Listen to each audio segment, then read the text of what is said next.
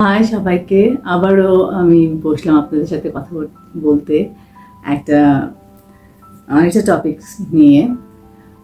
নারী, আমরা নারী এ সমাজে আপনাদের চোখে কতটুকু সম্মানিত এবং কীভাবে সম্মানিত?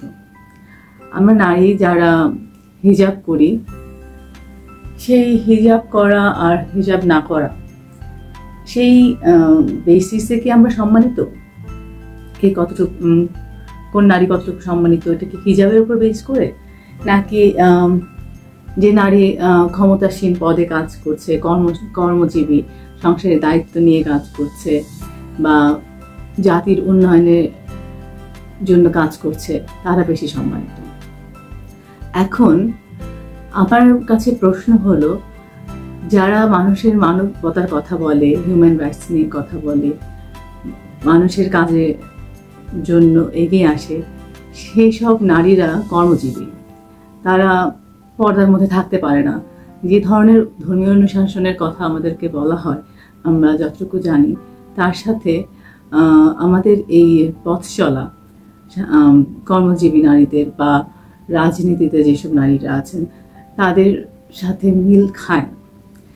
এই ক্ষেত্রে আমার একটা প্রশ্ন আছে, যারা ধর্ম নিয়ে রাজনীতি করেন, ধর্মের নামে যারা রাজনীতিতে আছেন, তারা আমি দেখেছি যে কোনো না কোনো দলের সাথে আপনারা কাজ করেছেন, একক নেতৃত্বে সরকার গঠন করার অবস্থানে আপনারা নেই।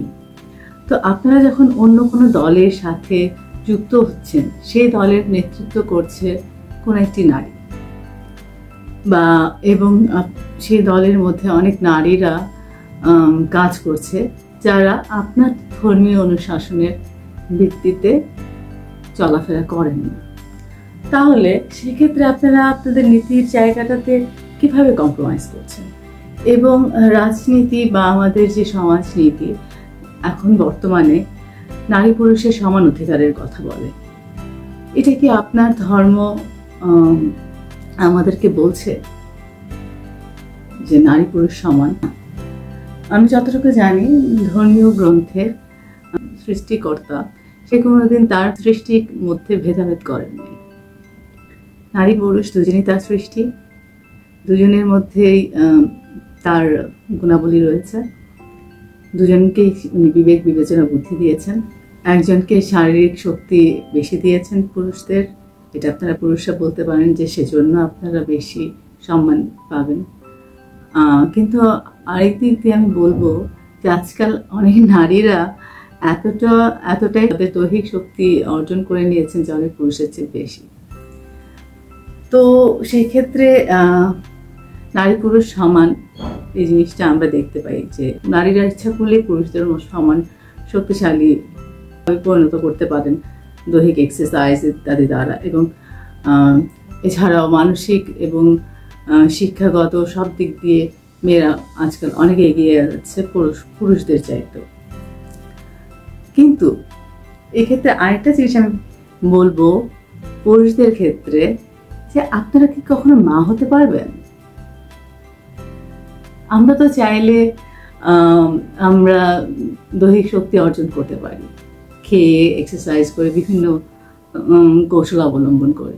তো আপনারা কখনো কি মা হতে পারবেন? পারবেন না। যেহেতু পারবেন না, তাহলে পুরুষরা আপনার নারীদেরকে অসম্মানের চোখে দেখার মতো অবস্থানই আপনাদের নেই। আর সে কারণে ধর্মীয় গ্রন্থগুলোকে একটু ভালো করে পড়ে দেখবেন নারীদেরকে কতটুকু সম্মান করা হয়েছে। আর আপনারা পুরুষরা নারীদেরকে ঘরে আটকে রাখার জন্য কিভাবে নানান ছলাকলায় আপনারা বিভিন্ন নীতি প্রণয়ন তৈরি করেছেন নারীদেরকে গৃহবন্দী করার জন্য। আবার আপনারাই নিজেরা ক্ষমতায় আসার জন্য এই নারী নেতৃত্বের আন্ডারেই চলে যাচ্ছেন।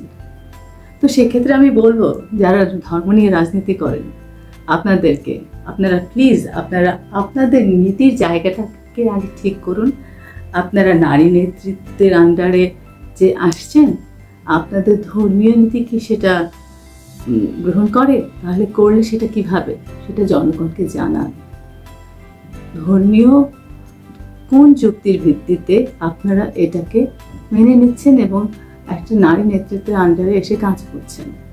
সেই যুক্তিটা যদি জানাতে পারেন এবং পর্দা বাইরে যারা আছে তাদেরকে আপনারা যখন সম্মান করছেন ক্ষমতার গুণে, ক্ষমতা দেখে, তো সেটাও কোন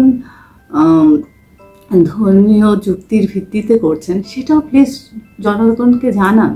তাহলে যে নারীদেরকে সম্মান করার যে ব্যবধান বা যে বিচার বিবেচনাটা তৈরি হয়ে আছে মানুষের মাথার ভিতরে কনসেপ্টটা, সেটা সেই ভুল ধারণাটাকে ভেঙে দেন, ভেঙে দিয়ে সঠিক ধারণাটাকে আপনারা সবার মধ্যে নিয়ে আসুন এবং নিজেদের নীতির জায়গাটা সঠিক অবস্থানে নিয়ে আসুন। তাহলে আপনারাও সম্মানিত হবে আর আমরাও ধর্ম নিয়ে রাজনীতিটাকে মেনে নিতে পারবো যে আপনারা আপনাদের নীতির জায়গায় ঠিক আছেন।